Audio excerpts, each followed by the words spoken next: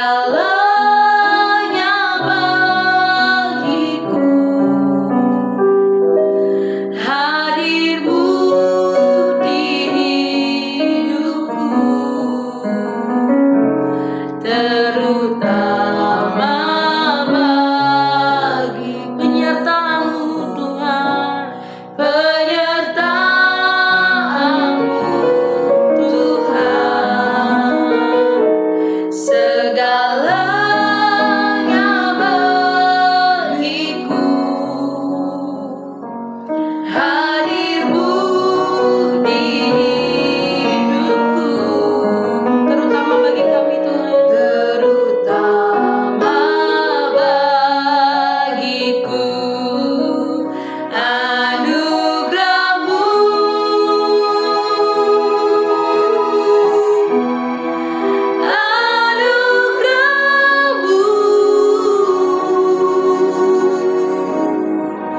semua karena anugerahmu, bukan karena kekuatanku. Anugerahmu, anugerahmu,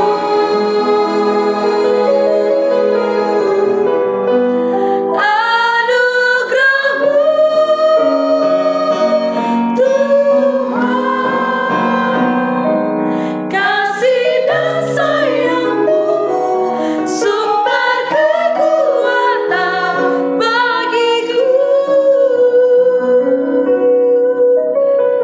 Penyertaanmu Tuhan, penyertaanmu Tuhan. Segalanya bagiku, hadirmu di hidupku, terutama bagi kami, terutama anugerahmu, anugerahmu,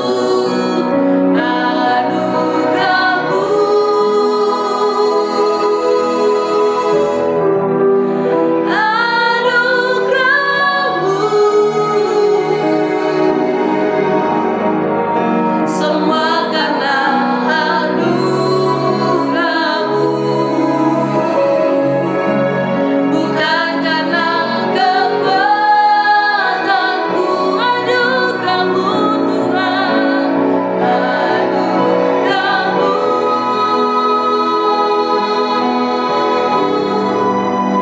anugerahmu, anugerahmu Tuhan. Kasih dan sayangmu, sumber kekuatan bagiku. Kasih dan sayangmu, kasih dan sayangmu, sumber kekuatan bagiku. Kasih dan sayangmu Tuhan, kasih dan sayangmu, sumber kekuatan bagiku.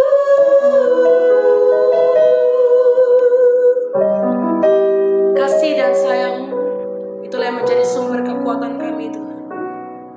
Anugerah dan penyertaanmu yang sempurna, itulah yang memampukan kami. Terima kasih Tuhan Yesus.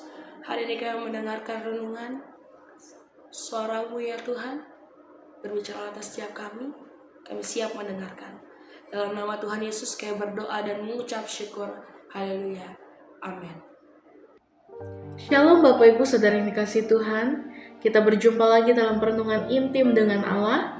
Pada hari ini, hari Rabu tanggal 11 Maret 2026, kita akan mendengarkan dan merenungkan sebagian daripada firman Tuhan yang bertemakan menangani dosa yang tinggal. Pada perenungan hari ini yang berfokus dalam Roma 7 ayat 21 sampai pasal yang ke-8 ayat yang ke-11. Ayat emas hari ini yang terambil dalam Kolose 3 ayat 4 sampai yang ke-5. Dan pembacaan Alkitab kita dalam satu tahun ini terambil dalam Ayub 8 sampai 10 dan 1 Korintus pasal yang ke-4. Saya harap Bapak Ibu Saudara-saudari dapat membacanya terlebih dahulu. Saya akan bacakan dalam ayat emasnya, yaitu terambil dalam Kolose 3 ayat 4-5. Demikian firman Tuhan. Apabila Kristus yang adalah hidup kita menyatakan diri kelak, kamu pun akan menyatakan diri bersama dengan Dia dalam kemuliaan. Karena itu, matikanlah dalam dirimu segala sesuatu yang duniawi, yaitu percabulan kenajisan, hawa nafsu, nafsu jahat, dan juga keserakahan yang sama dengan penyembahan berhala. Dari teks ini, kita akan mempelajari adanya pergumulan batin antara keinginan untuk berbuat baik dan kuasa dosa yang ingin menghalangi setiap orang percaya untuk melakukannya. Konten teks ini akan memperlihatkan beberapa hal penting yang patut diperhatikan. Yang pertama, saat berkehendak untuk berbuat baik, tetapi yang jahat terdapat sekaligus dalam diri sendiri, dalam ayat 21. Setiap orang yang telah percaya kepada Yesus Kristus sebagai Tuhan dan Juru Selamat, kecenderungan untuk berbuat dosa tetap terdapat dalam diri. Kedua hal ini akan selalu bergulat dalam diri setiap orang percaya. Pada satu sisi, setiap orang yang telah diselamatkan oleh kasih karunia-Nya memiliki kehendak untuk taat kepada Tuhan dan firman-Nya. Pada sisi lain, dorongan untuk berbuat dosa tetap terdapat dalam diri. Di sini akan terlihat lebih jelas bahwa Tuhan melengkapi setiap orang dengan kehendak bebas. Tuhan tidak merancang manusia seperti robot yang akan dikendalikan melalui tombol yang terdapat dalam kehidupan. Secara rohani, setiap orang memiliki kerinduan untuk bersekutu dengan Tuhan dan firman-Nya. Tetapi patut juga disadari secara mendalam bahwa kedagingan yang terdapat dalam diri setiap orang memiliki keinginan yang besar untuk bertentangan dengan firman-Nya. Disinilah letak pentingnya setiap orang percaya mohon kekuatan dari Roh Kudus-Nya untuk mengendalikan kekuatan kedagingan setiap orang. Sejak awalnya, Tuhan telah mengetahui siapa yang memiliki fungsi hati yang tumpul, atau longgar dan atau jitu.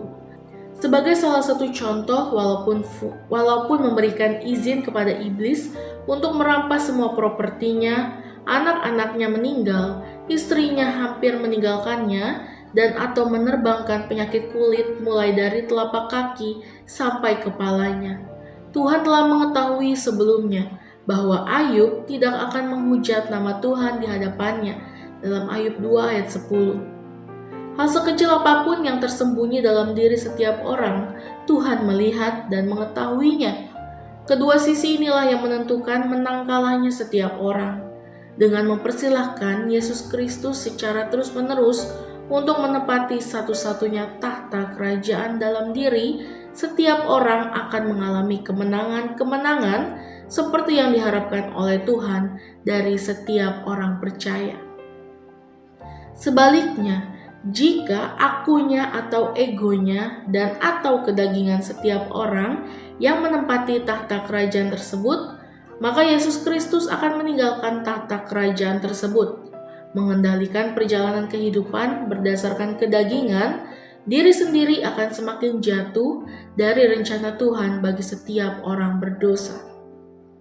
Lalu yang kedua, batin menyukai hukum Tuhan, tetapi kedagingan yang menyebabkan seseorang menjadi tawanan hukum dosa, dalam ayat 22-23.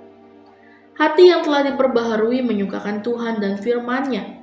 Setiap orang yang menyukai kehendak Tuhan akan memiliki kerinduan yang kuat untuk menjalani kehidupan berdasarkan kebenaran Tuhan dan firman-Nya.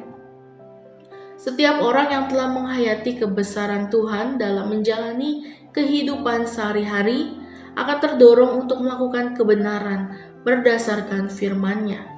Secara batinnya, setiap orang akan terdorong untuk taat kepada Tuhan. Tetapi kedagingan memiliki keinginan untuk menarik setiap orang kepada dosa dan akibatnya. Menyukakan atau memanjakan kedagingan akan menyebabkan seseorang mengarahkan perjalanan kehidupannya pada perbudakan dosa. Kedagingan akan menuntun seseorang untuk memasuki wilayah pembuangan karena kesalahan yang diperbuat. Tidak seorang pun yang mampu keluar dari perbudakan dosa tanpa pembebasan yang dilakukan oleh Yesus Kristus. Hanya dengan kematiannya di kayu salib, sanggup mematikan kuasa kematian karena dosa. Saat Yesus bangkit dari kubur, Ia telah memproklamirkan kuasanya yang telah mengalahkan kuasa maut. Percaya kepada Yesus Kristus akan memperoleh hidup yang kekal. Tidak terdapat penguasa manapun yang mampu menghalangi kuasa dan kasih Tuhan untuk menyelamatkan setiap orang percaya dari cengkraman penguasa kegelapan. Inilah satu-satunya berita yang diperlukan setiap orang berdosa. Untuk percaya kepadanya akan memperoleh jalan keluar dari perbudakan dosa. Lalu yang ketiga, siapa yang dapat melepaskan manusia dari tubuh yang akan menghadapi maut? Dalam ayat 24. Tentang hal ini Paulus menyampaikan pernyataan, dilanjutkan dengan pertanyaan mendalam dan jawaban berdasarkan firman Tuhan demikian. Aku manusia celaka. Siapakah yang akan melepaskan aku dari maut ini? Syukur kepada Allah oleh Yesus Kristus Tuhan kita.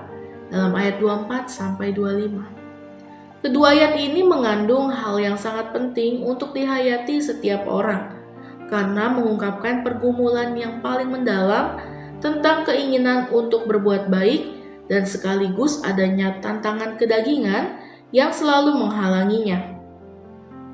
Apa yang menyebabkan manusia jatuh ke dalam dosa? Karena manusia melanggar firman Tuhan. Manusia jatuh ke dalam dosa karena akibat perbuatannya sendiri. Kuasa dosa telah memperbudak manusia. Manusia tidak dapat berkata tidak pada kekuatan dosa yang terdapat dalam dirinya. Apakah manusia memiliki kekuatan untuk melepaskan diri dari jeratan kekuatan dosa? Jawabannya tidak. Untuk itulah Yesus Kristus datang ke dunia ini dengan mengorbankan dirinya di kayu salib untuk mati dan turun ke dalam alam kematian. Penguasa maut dan seluruh penghuninya telah mengetahui bahwa Yesus pernah berada pada alam kematian. Tetapi Yesus tidak berada di sana terus-menerus. Pada hari yang ketiga, Ia bangkit.